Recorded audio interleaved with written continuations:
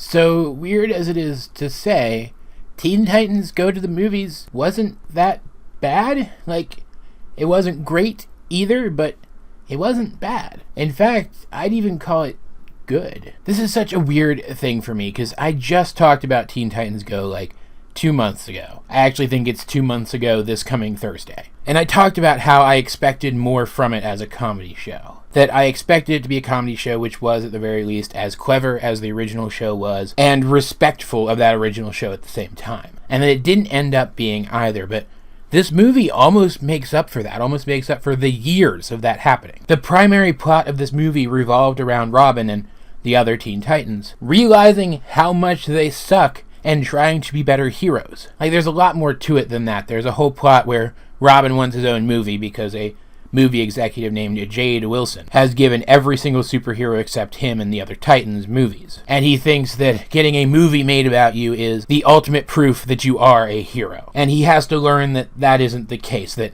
being a hero is what ultimately makes you a hero. And that at the end of the day, it doesn't even matter, because what really matters isn't what everybody else thinks about you, it's just what the people closest to you think about you.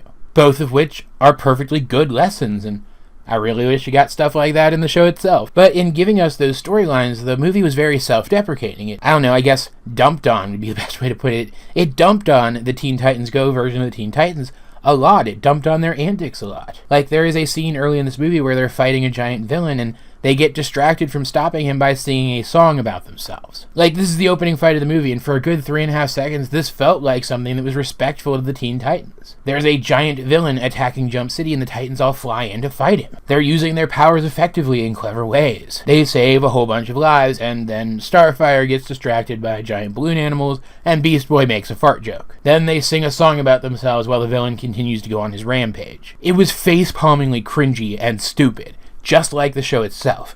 But that's really the last time that this movie goes there. That's really the last time that this movie feels as cringy as the show, feels as hyperactively, stupidly goofy as the show. Like, it's clear that this is still the Teen Titans Go Titans. It's not a different version of the characters. It's certainly not the version of the characters from the original animated show. It's certainly not the version of the characters from the comics. It is those characters, specifically. And yet this movie goes out of its way not to be so ridiculously hyperactive as the show itself. The show never slows down. It's crazy random humor all the time. The movie, though, it actually slows down and gives these characters time to breathe and actually develop as characters, to actually have some character development. Like, it's still filled with silly gags and the kind of humor that you would see in the show. It's just, it's smarter. And I don't know if it's because, like the writers were given more room to breathe when writing this movie. That is, assuming that it even has the same writers as the show. I didn't even think to check. Or if it's just because they realized this was going to be the face of the show for a while and they needed to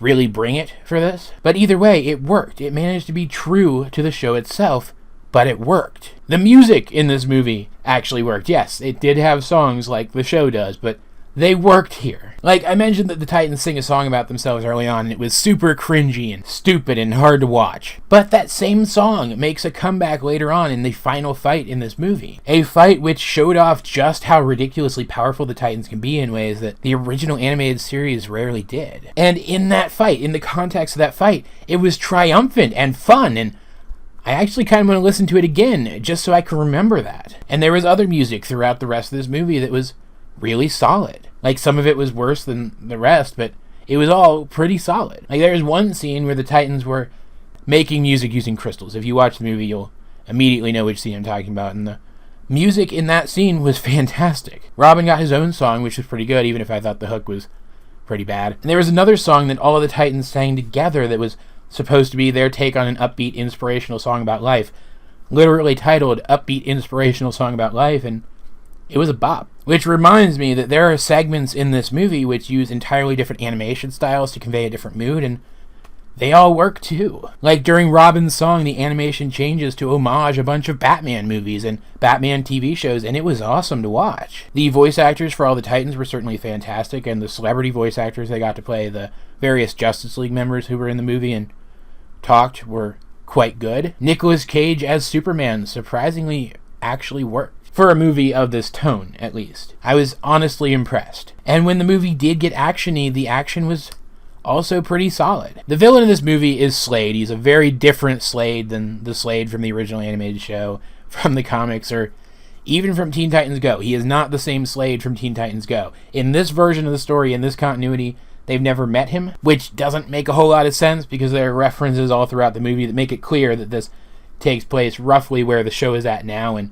Slade has been in Teen Titans Go before. But I like this. I like them rebooting Slade in this way, because not only did he feel more like he fit in this movie, but they were able to update his look, making him look more like Slade from the comics, as he exists now at least. They still didn't call him Deathstroke, and he was probably only there so that they could make references to Deadpool, because this movie was super self-referential and very fourth wall breaky, just like the Deadpool movies have been, and Deathstroke is a very similar character to Deadpool. But seeing him in this movie still wasn't unwelcome in the form that he was in. His entire character was reworked from the ground up to fit the tone of this movie, and so it worked. Though he was probably only here for the name recognition and the fact that they could reference Deadpool if he was here more easily. Because honestly, any villain with any form of martial arts training probably would have worked in this role. In fact, even some villains without martial arts training would have worked in this role just as well as this version of Slade did. But because he was here, we did get sort of like a first stage climax where he fights Robin one-on-one, and the fight was actually good, and for just a second,